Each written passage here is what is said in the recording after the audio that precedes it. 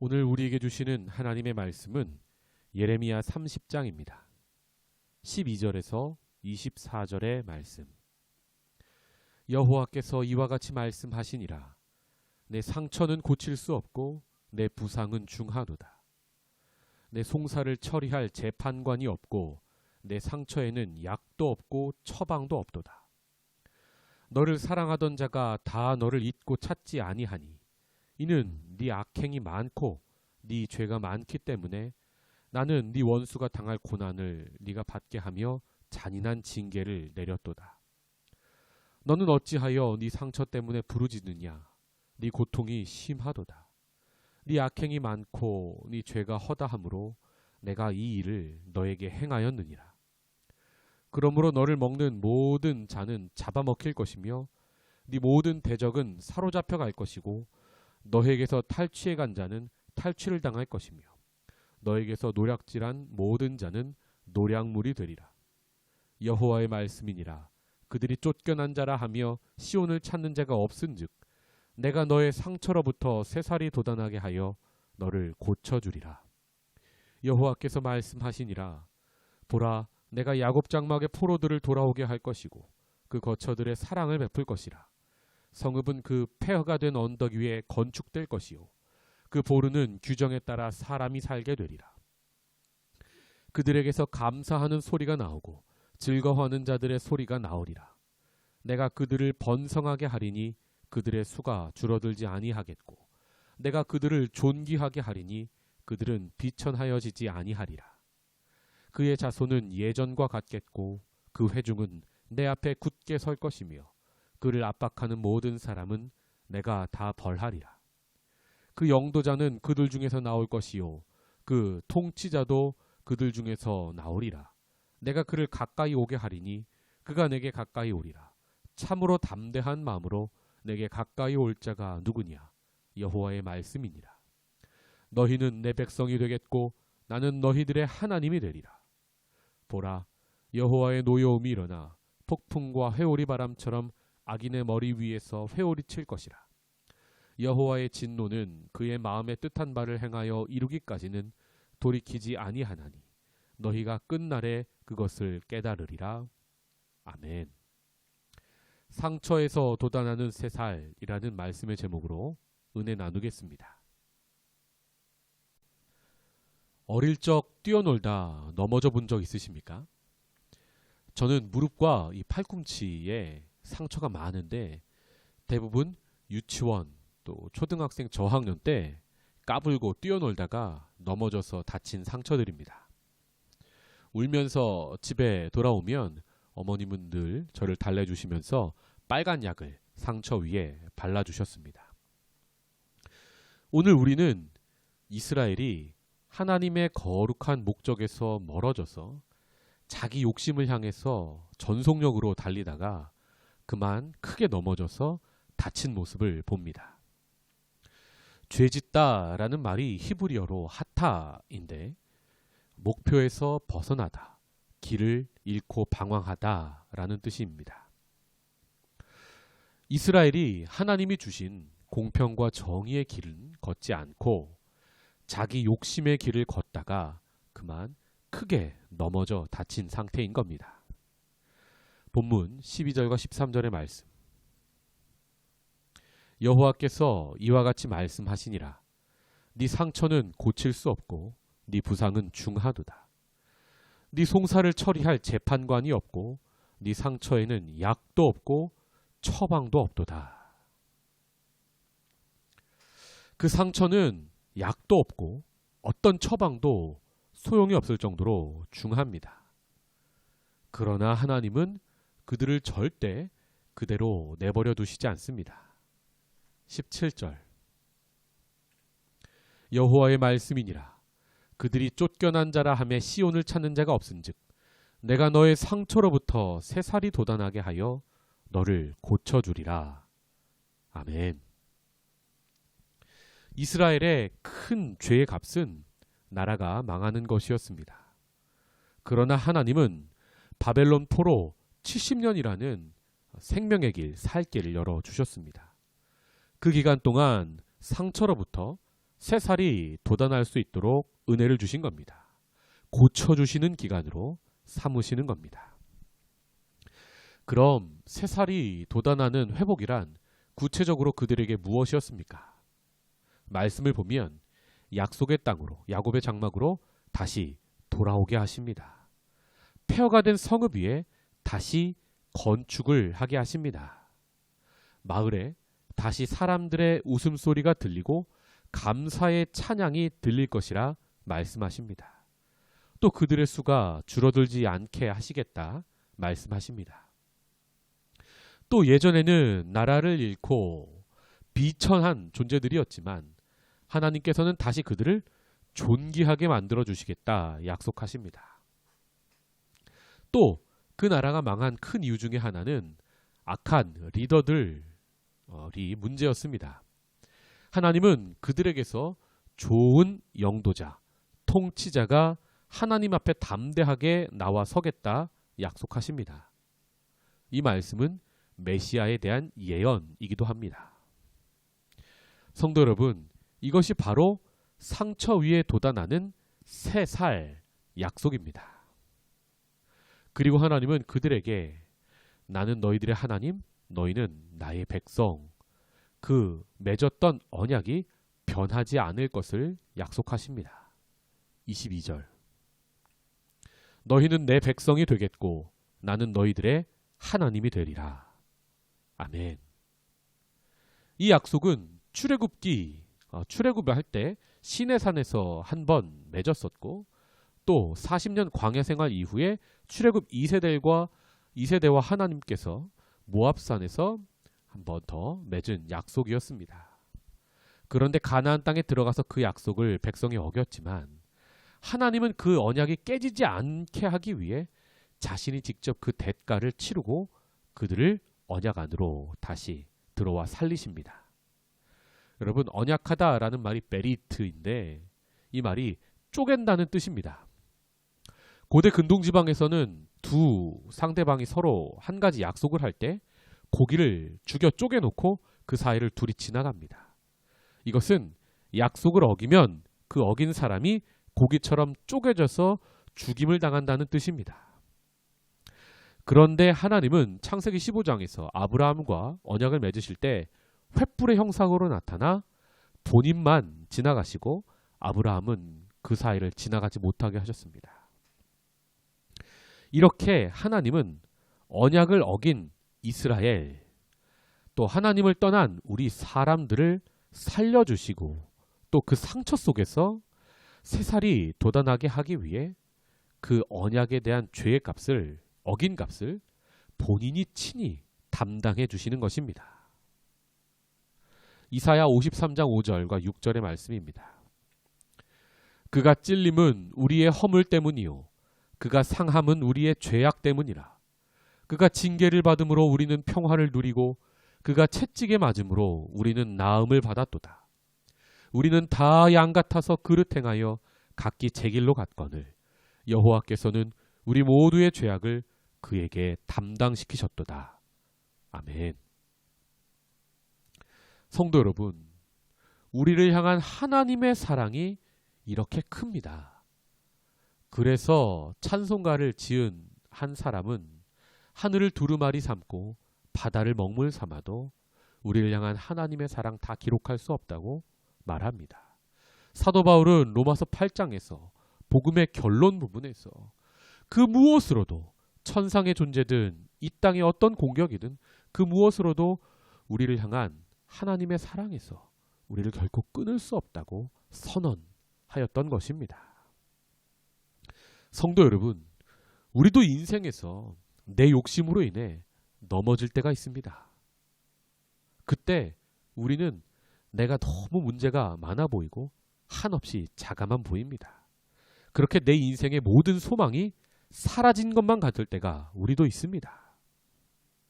그때 우리의 아버지 되신 하나님의 사랑 안에서 우리가 다시 소망을 발견하기 원합니다. 세상에 대한 소망이 다 죽었을 때 비로소 하늘을 향한 소망이 시작될 수 있는 겁니다. 나를 죽기까지 사랑하신 그 예수님의 사랑 안에서 우리의 인생의 소망을 다시 발견해 봅니다. 하나님은 우리에게 생명을 주셔서 살게 하시는 분이십니다.